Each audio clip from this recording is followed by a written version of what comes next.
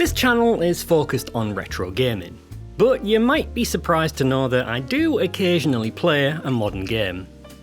If you can count an 11-year-old game as modern, which you definitely can. Recently, my mental health has been well and truly shagged.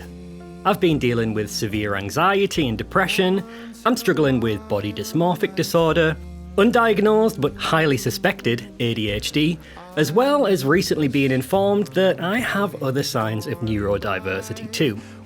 I'll be honest, I've barely been able to cope, but weirdly enough, one thing that's helped me is Dark Souls 2. Once in a while I dream. This cocktail of mental health issues makes most forms of concentration difficult. I struggle to watch a TV show for longer than 15 or 20 minutes.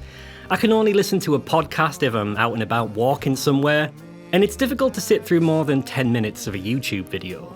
But I can sit and play a Dark Souls game for a couple of hours at a time. It's odd to think that a game with a reputation for making you so angry that you could fling a controller at a child could actually be therapeutic, but yeah, I'm gonna say that Dark Souls 2, Scholar of the First Sin, has been good for my mental health. Don't worry, I'll explain.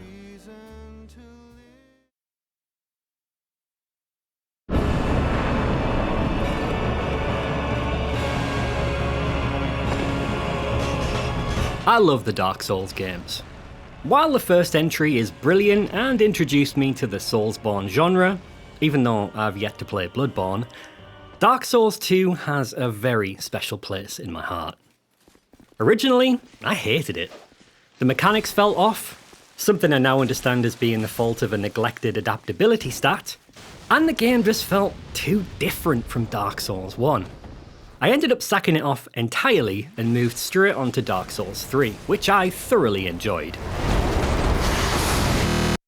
Up until my PC's power supply shat itself and I was left without a computer, and more importantly, without Dark Souls.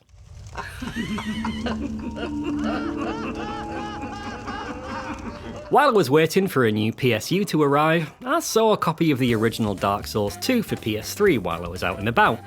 And it was at such a low price that I thought it was worth another go, just to temporarily scratch that itch.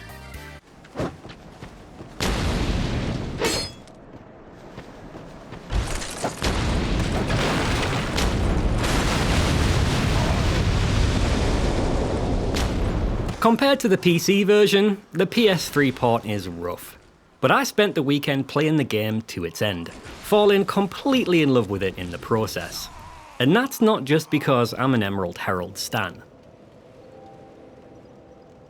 As soon as my new PSU arrived, instead of jumping back into Dark Souls 3, I reinstalled the second game and enjoyed the Scholar of the First Sin overhaul even more.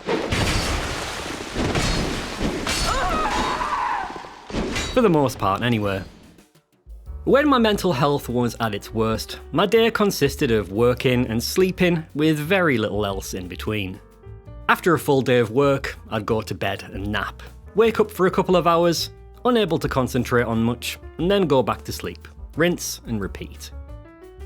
Despite all the sleep, I was still overwhelmingly tired, both physically and mentally, and after discussing this with my therapist, I realised that my routine was sorely lacking in something I now know as active rest.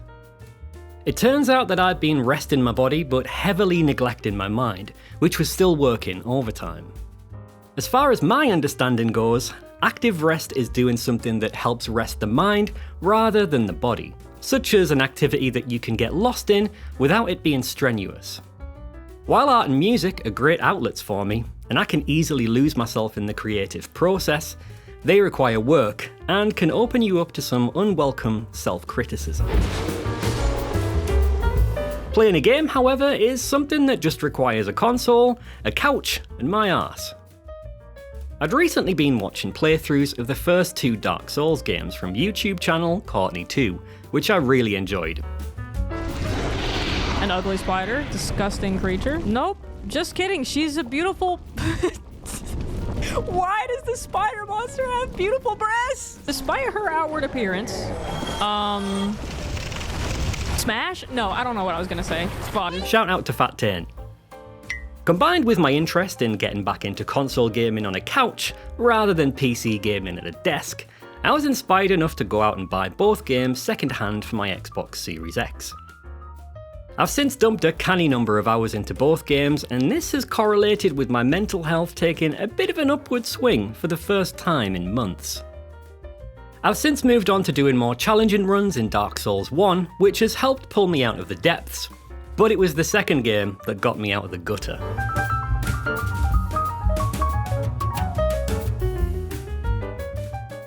So, why did Dark Souls 2 help so much? Well, a big part of it is the game's atmosphere. Right from the moment you land in Things Betwixt, there's a sense of otherworldly grandeur, and your arrival in Majula is unforgettable.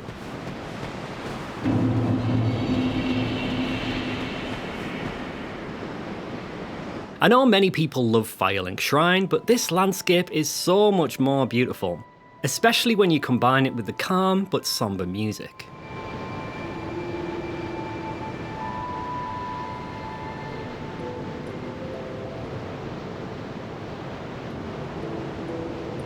It's also great seeing Majula come alive as more NPCs journey there as you make your way through the game. And eventually, the settlement becomes a bit of a one-stop shop for everything you need, something that Dark Souls 3's version of Firelink Shrine took pointers from. Dark Souls 2's world also feels more freshly abandoned than that of its predecessor. Many hollowed enemies are still wearing their armour and patrolling areas as if echoing their previous lives. Although the different areas can feel a bit disconnected in comparison to the first game, the lack of a seamless connection allows for more unique environments. There's a lot going on in the kingdom of Drangleic, and it's easy to lose yourself to its world. In terms of gameplay, some of Dark Souls 2's more frustrating features actually helped calm me down. A lot of people dislike the boss runbacks in this game, the run back to the Smelter Demon in the Iron Keep being a common cause of anger. If you're lucky, you can run past all of the Elon Knights and make it through the Fog Gate. But if you're a mere human like me, the mob will inevitably catch up to you and drain your health bar as you try to cross the gate. Instead, you need to slow down, focus, and take the journey back one step at a time. When I can feel myself slipping down the lubed up slope of anxiety and my mind begins to race, this slow and deliberate run back to a boss can help calm my thoughts. I can't focus on getting to the boss if I'm thinking about what I saw in the mirror 3 hours ago, so I have to shift my focus to the game and slow everything down. It also leads you to feel a little bit calmer once you do get to the boss, rather than the come down from an adrenaline rush after you've just belted it past 12 very angry knights. This cool, calm and collected approach also goes for bosses themselves. You can't just rush in there and smack the shit out of their ankles, unless it's the last giant. Instead, you need to pull back a little, observe the moves and learn how to dodge and poke when appropriate.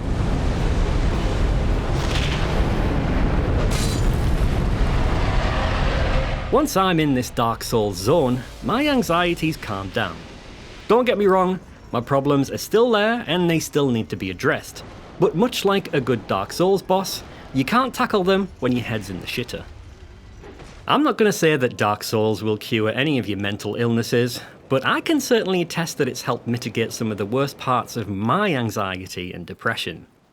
Getting lost in the atmosphere of Drangleic for a good chunk of time has helped provide me with the active rest that my mind so desperately needed, and its more demanding gameplay aspects have helped shift my focus of attention when I've felt myself spiraling into a panic attack.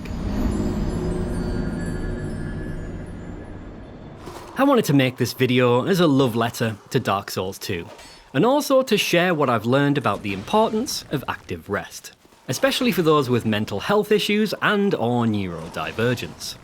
While the Emerald Herald might want me to seek misery, her world has actually brought me some joy.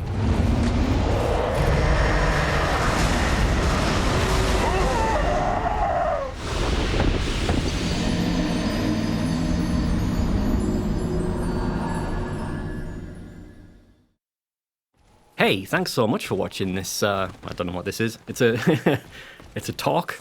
If you enjoyed it, please consider doing us a like, maybe even a subscribe, and you can touch my bell should you wish. Look after yourselves, and until next time, take care and goodbye.